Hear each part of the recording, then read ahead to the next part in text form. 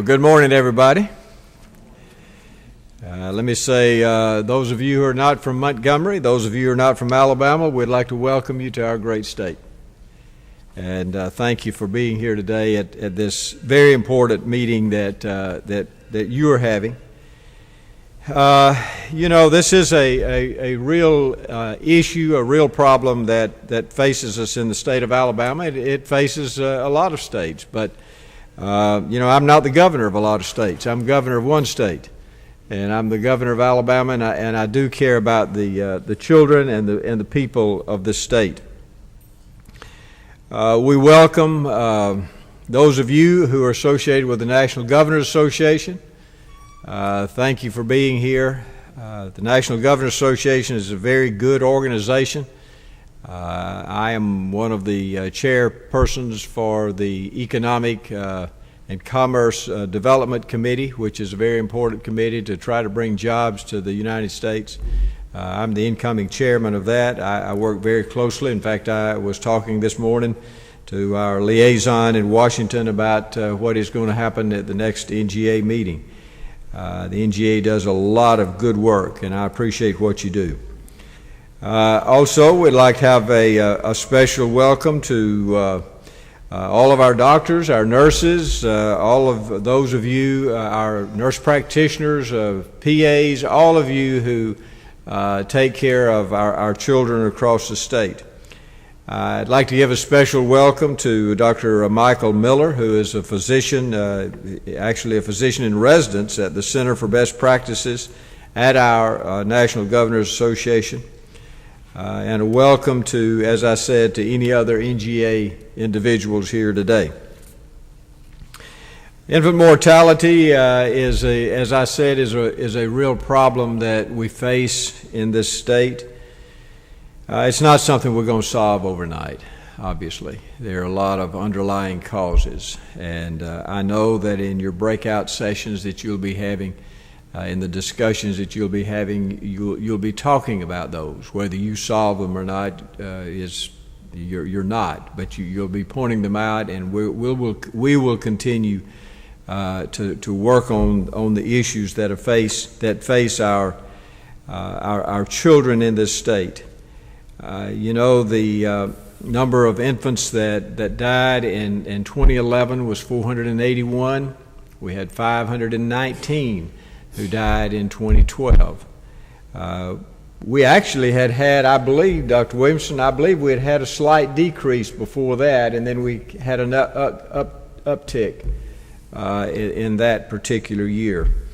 Alabama's infant mortality rate increased from 2011 to 2012 from 8.1 to 8.9 deaths per 1,000 live births. The national average, of course, is around 6.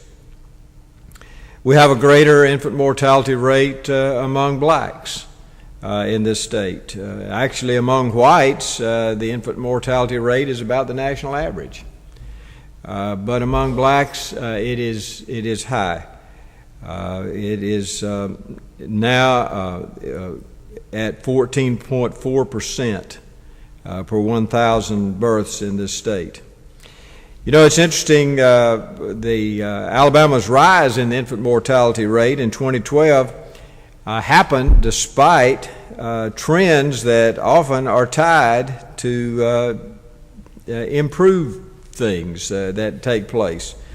The infant mortality rate is worse for the children of teenagers compared to the children of adults, usually. Yet in Alabama, the percentage of all births that were teenagers fell from, or deaths per 1,000 fell from 11.3 to 10.7 in those 2 years. The infant mortality rate is worse for infants that are born after fewer than 37 weeks of gestation. Yet in Alabama, the percentage of such births dropped from 15.3% in 2011 to 14.9% in 2012. So that's totally opposite. The percentage of low-weight infants, those weighing less than 5.8 or 5 pounds 8 ounces, remained constant at 10% in Alabama. The infant mortality rate is better for infants whose mothers have adequate prenatal care. Yet, even with an increase in more adequate prenatal care, the infant mortality rate still rose. There was a slight increase in maternal smoking in Alabama during those 2 years, which is obviously is a known risk factor.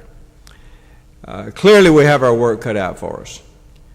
I hope Dr. Don Williamson and others at the Department of Public Health will see great results from what he and I have already discussed. The department's recently unveiled campaign for healthy babies. Have y'all already talked about that this morning? And I want to applaud Dr. Williamson and our Department of Public Health. We have, and I don't know if we have any other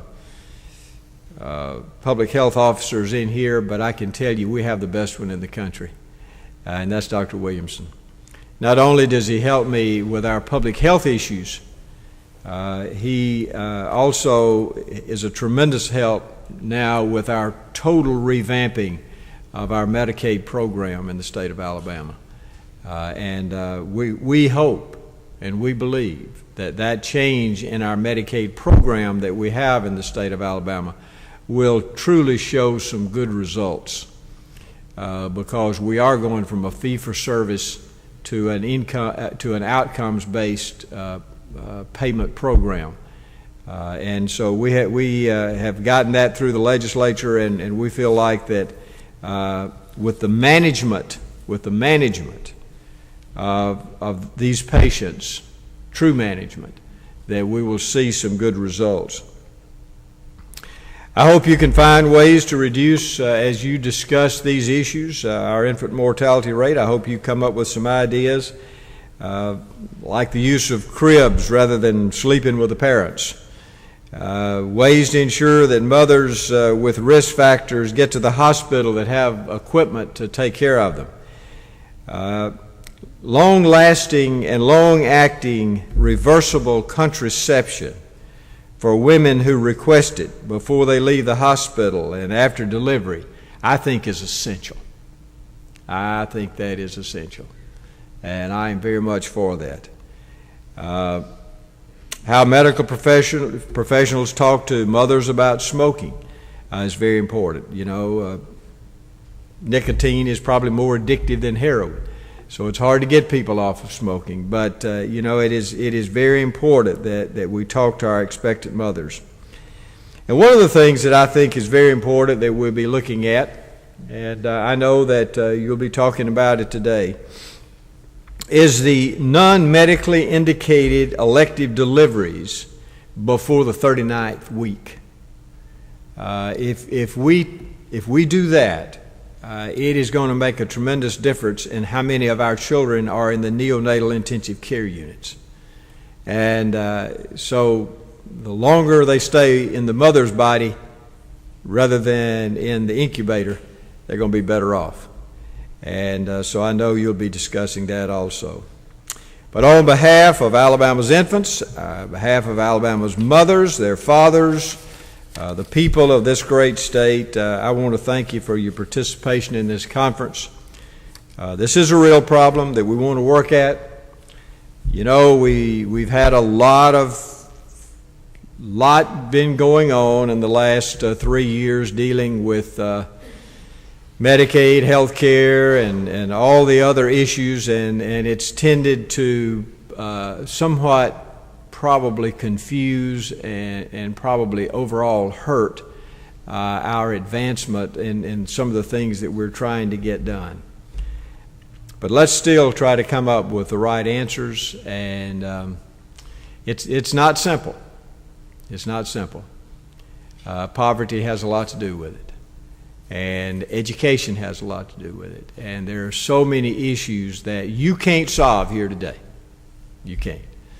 There are some things that I can do as governor, and we're going to work on that. But it's a long-term process, but we can't give up. We've got to work hard to try to help the children of our state. So thank you for being here today. Thank you for letting me be a part of this kickoff. And I know Dr. Williamson has already talked to you, but as a physician, I saw many children over the years. And I really, I saw how babies would, even after they were born, and how without proper nutrition and without proper care and without proper parenting, how they just did not advance. We can't always change all lifestyles. We can't do that. But we can certainly, as healthcare providers, make suggestions, and as government officials, we can do what I want to do, and that's help people of this state find a job. Okay? So thank y'all for being here, and thank you for letting me be a part of this. God bless you.